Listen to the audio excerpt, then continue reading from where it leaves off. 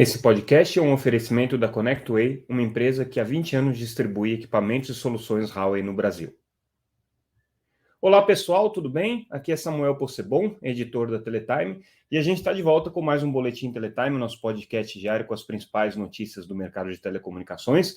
Hoje trazendo o que foi destaque nessa quarta-feira, dia 13 de setembro de 2023. Vamos começar com o fato mais relevante do dia, que é a indicação feita pelo CAD de aprovação do acordo Vinit e Vivo com o Init, perdão. Hoje está complicado aqui, a gente pode fazer a junção das duas palavras aqui ao mesmo tempo. A aprovação do acordo Init Vivo para a exploração da faixa de 700 MHz. Já era uma aprovação esperada, a gente já tinha tido a sinalização do CAD de que esse acordo seria aprovado ali. Por conta das reclamações das outras partes, o acordo acabou sendo chamado para o conselho do CAD, foi feita uma avaliação pormenorizada pelo relator, e aí a conclusão no julgamento em conselho, ou seja, julgamento pelo colegiado do CAD, foi pela aprovação sem restrições, inclusive, né? Essa foi talvez a grande novidade aí, havia expectativa de que o CAD aprovasse com alguns remédios, mas a aprovação foi restrita, com uma sinalização por parte do relator responsável pelo caso, o Sérgio Ravagnani, de que ele espera que a Anatel apresente algumas restrições concorrenciais, como de fato a gente também já está acompanhando e noticiando, que é bem provável que acabe acontecendo, né? A Anatel já tem pelo menos 2 votos nesse sentido de aprovação do acordo com restrições, com remédios, e aí nesse caso a gente tem sinalização aí já de outros conselheiros de que devem ir pelo mesmo caminho e deve ser a solução dada. De qualquer maneira, é uma grande notícia para a Winit. Ela vinha batalhando por essa aprovação no CAD já há algum tempo, precisava dela, né? É uma aprovação importante para que as duas empresas possam celebrar esse acordo, e na forma como foi colocada, também dá uma certa tranquilidade, porque passa já por um crivo de um tribunal concorrencial que olhou isso e falou assim, olha, do ponto de vista concorrencial, inicialmente essa operação não tem nenhum tipo de problema. O que o relator colocou é que, assim, ele entende que potencialmente podem existir riscos concorrenciais, e aí, como são riscos potenciais em que não necessariamente ele vai ter como atuar agora, né, ele joga para a Anatel essa responsabilidade assim. O que a gente já conversando ali com o presidente da Winit, logo depois do julgamento, Sérgio Beckerman, na declaração que ele dá para a gente, é muito no sentido de que ele está confiante de que essa aprovação na Anatel vai acontecer também. Ele está feliz, obviamente, né, com a aprovação pelo CAD, e o que a Winit entende da leitura que o CAD fez é que eles viram racional econômico na operação e não viram nenhum tipo de problema. A gente sabe que as entidades que estavam contrárias a essa aprovação já tinham tido essa sinalização no CAD de que haveria essa aprovação, mas o que foi determinante aí nessa aprovação, sem nenhum tipo de restrição, foi uma conversa que aconteceu entre o conselheiro do CAD responsável pela matéria e o conselheiro da Anatel, que está relatando esse caso na Anatel, o conselheiro Alexandre Freire, junto com os técnicos, né, dos respectivos órgãos, em que foi feito um alinhamento ali entre expectativas e medidas que seriam tomadas, né? Então, o que a gente apurou dessa reunião é que foi uma reunião muito técnica, uma reunião em que o CAD desceu em detalhes em relação a cada um dos remédios que a Anatel estava imaginando para esse caso, e a Anatel abriu aí para o CAD quais seriam as indicações, ou pelo menos as indicações que o conselheiro Alexandre Freire faria. E a partir dessa reunião aí ficou construída no CAD essa visão já com uma certa segurança de que esse caso poderia ser resolvido apenas na Anatel, não precisaria da intervenção do CAD. Então, boa notícia para o Init. A gente sabe que agora nessa sexta-feira o caso volta para o conselho da Anatel, ele deve ser repautado, mas é muito provável, claro que tudo isso pode mudar, mas é muito provável que o conselheiro Vistante, nesse caso o conselheiro Vicente Aquino, peça um pouco mais de tempo para fazer a sua contribuição, para fazer a sua avaliação, apesar de ele já ter sinalizado a simpatia pelos caminhos apontados pelo conselheiro Moisés Moreira no seu voto, não vou dizer divergente do conselheiro Alexandre Freire, porque ele aproveitou muito do conselheiro Alexandre Freire no seu voto, mas no seu voto complementar ao voto do relator Alexandre Freire. Então, tudo indica que o acordo entre a Vivo e a Winit vai ser consagrado na Anatel, com as restrições que estão sendo costuradas já a partir do voto do relator. E aí, a gente conversou com o presidente da Brisanet, que é uma das principais interessadas nesse caso. A Brisanet é uma das operadoras regionais, das PPPs mais relevantes hoje do Brasil, foi a principal vencedora do leilão de 5G nos lotes regionais. Ela conseguiu frequências tanto na faixa de 3,5 quanto na faixa de 2,3, Nordeste e Centro-Oeste. Então, ela tem hoje aí uma posição relevante na discussão sobre o futuro do mercado móvel, por ser justamente a principal personagem do mercado regional e a primeira já a lançar serviço, já está com o serviço em operação em algumas cidades no Ceará, no Rio Grande do Norte, com planos aí de lançar em capitais até o final desse ano. A Brisanet disse o seguinte, tá? O presidente Zé Roberto Nogueira, numa conversa que teve comigo, ele falou o seguinte: eu estou feliz com os remédios que estão sendo desenhados na Anatel, eu espero que eles sigam nesse mesmo caminho, e pontuou que tem dois, especialmente, que dão muito conforto para a Brisanet nessa operação. O primeiro é a garantia de que a Brisanet vai ter o roaming intra-área, ou seja, ela vai poder, onde ela não tem a cobertura ainda construída, mesmo que seja uma área que ela é responsável por construir infraestrutura, ela teria a possibilidade, os seus clientes teriam a possibilidade de utilizar a rede de outras operadoras na modalidade de roaming. É claro que isso tem um custo para a empresa, né? O roaming é uma forma de você colocar o seu cliente operando na rede de outra empresa, então existe uma remuneração entre elas, mas com roaming intra-área, a Brisanet fica tranquila.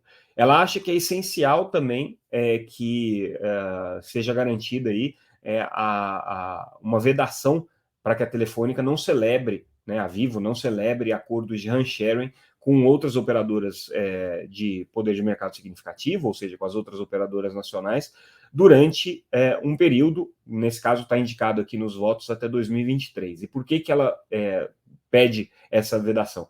Porque ela alega que se a Telefônica, se a Vivo chegar numa determinada cidade com um acordo de RAN sharing, ela vai ter um custo operacional muito menor do que a própria Brisanet vai ter, caso a Brisanet não tenha esses mesmos acordos de RAN sharing, né? O que é pouco provável, porque o acordo de RAN sharing prevê uma certa isonomia, né? Então, você utiliza a operadora, a infraestrutura de uma operadora numa cidade e outra operadora utiliza a sua infraestrutura numa outra cidade. Você precisa ter coberturas mais ou menos equivalentes para fazer sentido um acordo de RAN sharing.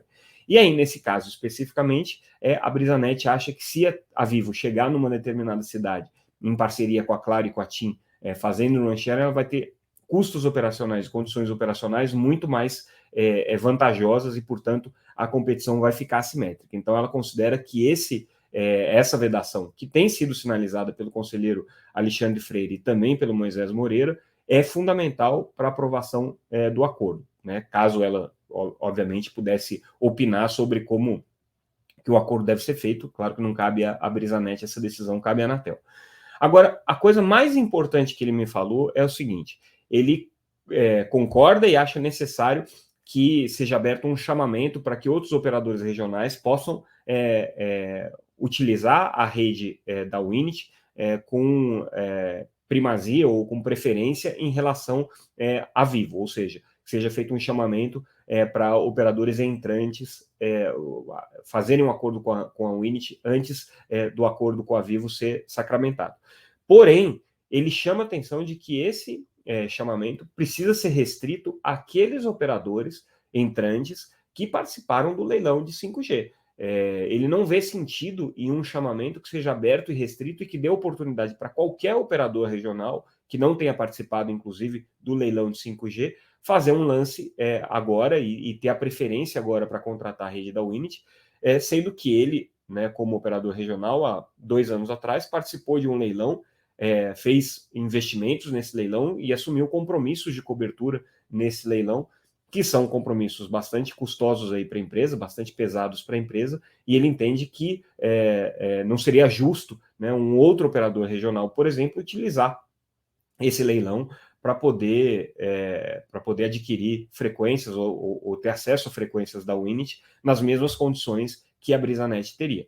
Então, essa ressalva que ele faz é muito importante, né? É a questão de um chamamento que seja restrito àqueles entrantes, aqueles operadores entrantes que participaram do leilão de 5G. Esse detalhe é muito importante, tá? Porque existe aí uma possibilidade de que esse chamamento seja um chamamento amplo, a ponto de poder contemplar qualquer tipo de empresa que tem interesse de utilizar o espectro da Winit para oferecer serviços móveis. E aí, segundo o presidente da BrisaNet, Roberto Nogueira, isso não seria uma postura justa. Então, interessante esses três pontos aqui trazidos pelo Zé Roberto, o que mostra uma certa simpatia pelo caminho que a Anatel está desenhando, que principalmente o conselheiro Alexandre Freire, com as medidas concorrenciais que ele já estabeleceu no seu voto, foram complementadas pelo conselheiro Moisés Moreira, que devem ir mais ou menos na mesma linha no voto vistante aí do conselheiro Vicente Aquino, que já sinalizou essa simpatia por esse caminho. E aí a gente fica aí na dúvida de como é que os conselheiros Carlos Baigorre, presidente da Anatel, e Arthur Coimbra vão votar nessa questão, mas muito provavelmente vão acabar indo por uma solução que seja pactuada aí no âmbito dos remédios, né? Encerrado o caso Winit, vamos falar um pouco sobre fair share, sobre compartilhamento de custos e receitas entre operadoras de internet e operadoras de telecomunicações e também entre as atribuições da Anatel. Isso aqui foi tema de um painel super interessante no painel Telebrasil, no último dia do painel Telebrasil. E aí, o interessante desse painel foi a gente ver a opinião hoje ministro do Superior Tribunal Eleitoral, mas também professor da Universidade de São Paulo e parecerista, Floriano de Azevedo Marques. O Floriano é uma referência, né, quando a gente fala em direito na área de telecomunicações, ele praticamente é considerado aí um dos autores da Lei Geral de Telecomunicações, mas teve nesse debate uma postura bastante diferente de uma postura de defesa da agência, apesar dele, obviamente, ter como mensagem aqui que o modelo da agência reguladora é o melhor modelo e defender a Anatel dentro das suas atribuições, mas ele acha que para que a Anatel possa ser um regulador do ambiente da internet, ela precisa ser, palavras dele, refundada, ou seja, ela não tem hoje delegação legal para fazer isso, então precisaria haver, sim, uma reforma legal no judiciário prevendo isso. E na questão do fair share, que é a questão hoje mais polêmica, né, ele acha que isso não é uma medida que hoje contempla previsão legal, então qualquer coisa que for estabelecida nesse sentido não pode ser encarada ou enquadrada dentro do artigo 4 da Lei Geral de Telecomunicações, que é aquele que regula, né, as obrigações dos usuários. Ele acha que isso daqui não tem relação, esse artigo, o artigo 4, não tem relação com a possibilidade de você fazer uma regulação dos grandes usuários das redes de telecomunicações e muito menos estabelecer uma cobrança, mas ele considera que isso é um problema muito mais de financiamento da rede do que um problema de relacionamento entre as empresas. Então, na visão dele, existem mecanismos que já estão estabelecidos e previstos em lei de remuneração da infraestrutura que podem ser utilizados antes de você discutir qualquer coisa com relação ao fair share. O vice-presidente de assuntos regulatórios e relações institucionais da TIM, Mário Girassoli, que escreveu um artigo, está inclusive no site da Teletime, um artigo muito bom sobre esse tema, por incrível que pareça, não foi totalmente divergente do Floriano, apesar dele entender que existe sim possibilidade de você estabelecer um fair share. O que o Mário Girassoli chama a atenção é com relação assim, à sustentabilidade e à viabilidade do ecossistema como um todo, né? No entendimento do Mário Girassoli, não dá para você olhar hoje o ambiente de internet como um ambiente em que a rede seja uma coisa e as aplicações sejam outra coisa, e que as remunerações tanto da rede quanto do ambiente de internet, possam ser vistas de maneira separada, porque existem lógicas de custo e lógicas de investimento que são comuns aqui. Então, o que ele entende é que existe sim a necessidade de você ter um reequilíbrio desse ecossistema, uma rediscussão sobre o equilíbrio desse ecossistema, e que isso pode ser feito, pode e deve ser feito pela Anatel. O conselheiro Alexandre Freire, também participando desse debate, considera que a Anatel é sim uma autarquia preparada para fazer essa discussão, tem estrutura para isso, tem condições de fazer isso.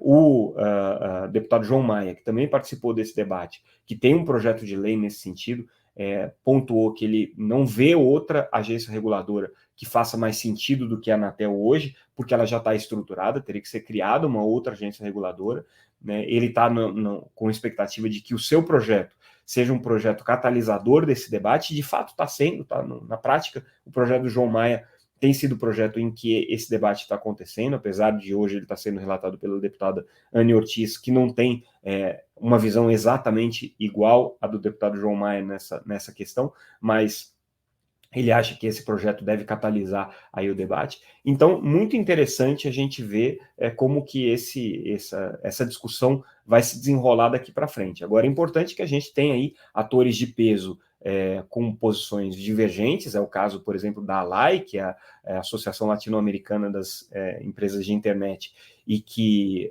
congrega, né, empresas como a Meta, como a Amazon, como Apple, como o Google, enfim, grandes empresas. A Apple eu não tenho certeza se participa, tá? Mas o Google com certeza. Grandes empresas do setor de internet que estão se movimentando contra esses movimentos, tanto da Anatel quanto das operadoras de telecomunicações. O Floriano é parecerista da ALAI, tá? Então é interessante a gente notar que ele hoje está dando as suas opiniões jurídicas para a associação que representa as empresas de Big Tech, e vai ser um debate que vai certamente premiar esse nosso podcast, esse nosso noticiário aqui nos próximos anos, com certeza. Tá? Acho que eu ia falar próximos meses, mas eu tenho certeza que isso aqui vai ser discussão para mais de um ano. Nessa linha, né, algumas entidades de sociedade civil já soltaram um comunicado aqui, um manifesto se opondo à cobrança de fair share pelas operadoras de telecomunicações. As entidades que se manifestaram aqui nesse caso, né, foram entidades que tradicionalmente advogam pelas questões relacionadas aqui à defesa, suposta defesa, né, dos usuários de telecomunicações, dos usuários de internet, como o Instituto Tecnologia e Sociedade, o ITS do Rio, e a ISOC, né, Internet Society do Brasil. As duas classificaram a cobrança de fair share aqui como pedágio da internet, vão promover um evento, inclusive a gente está dando link aí para esse evento para fazer críticas aí ao modelo de fair share. O que a gente tem para falar sobre isso, né? Assim, claro que faz sentido você ter uma preocupação com relação ao poder de mercado das empresas de telecomunicações e de que maneira que as empresas de telecomunicações podem ou não atuar de maneira predatória e de maneira danosa para o ecossistema da internet. Afinal de contas, toda a infraestrutura de telecomunicações depende dessas empresas de telecomunicações. Elas têm um grande poder nesse mercado também. Mas essas entidades aqui, de maneira bastante recorrente, olham apenas para as empresas de telecomunicações como o problema a ser combatido e o problema a ser evitado quando a gente está falando de internet. Isso vale desde a discussão do Marco Civil da Internet, em que essas mesmas entidades criticavam as operadoras de telecomunicações e foram as grandes defensoras aí do modelo de neutralidade de rede, vale para questões consumeristas e vale agora para esse debate sobre o ecossistema digital. Então, assim, claro que essas entidades têm um lado, né? Esse lado é o lado das empresas de internet, ainda que exista aí uma certa roupagem, né, por trás dessas entidades com um viés acadêmico. Na verdade, são entidades de viés acadêmico, são pesquisadores sérios e tudo mais, mas que têm aí uma preferência pelas empresas de internet, e está tudo certo, não tem nenhum problema, né, nesse sentido. Mas, assim, assim como os ouvintes da Teletime sabem que a gente é parte do ecossistema de telecomunicações e que, portanto, também existe aqui um certo viés de trazer sempre a perspectiva das empresas de telecomunicações em qualquer coisa que a gente faça, isso a gente não esconde de ninguém, né? A Teletime, ela é uma publicação que está ligada ao mercado de telecomunicações e que, portanto, sempre que vocês ouvirem a Teletime falar, a gente vai estar trazendo a perspectiva das empresas e do mercado de telecomunicações, porque esse é o nosso mercado, dele nele que a gente está inserido. Mas, assim, o que a gente percebe é que existe aí uma posição a priori sempre contrária, né, às empresas de telecomunicações. O que, né, só faz com que a gente tenha que colocar sempre um filtro em qualquer manifestação desse tipo aqui. Mas, de qualquer maneira, são manifestações legítimas aqui, super importantes, e que vão ter peso nessa discussão, porque essas entidades e esses pesquisadores têm trabalhos consistentes e têm muita relevância na análise do ecossistema da internet. Então, certamente, a opinião deles vai pesar bastante mesmo. Durante o painel Telebrasil, agora mudando de assunto, mas também tem a ver um pouco com isso que a gente está falando da internet, a Telebrasil publicou uma manifestação, né, de posicionamento com relação aos principais tópicos do evento, chamada Carta por um Brasil Mais Conectado. No passado já foi chamada de Carta de Brasília, que é um documento de posicionamento do setor, né? E que basicamente resume aquilo que de mais relevante foi trazido durante o evento. Tá? Primeiro, uma preocupação com a questão tributária, hoje crítica para o setor de telecomunicações, principalmente na perspectiva da reforma tributária. Então, a bandeira levantada aqui pelas operadoras é a bandeira de garantir na reforma tributária a essencialidade do setor e a não oneração por meio de novos tributos do setor de telecomunicações e também garantir que os fundos setoriais que hoje são pagos pelas empresas de telecomunicações sejam incorporados aí às alíquotas previstas aí para os serviços de valor adicionado, para o imposto de valor adicionado, que tem sido o objeto central aí de debate da reforma tributária.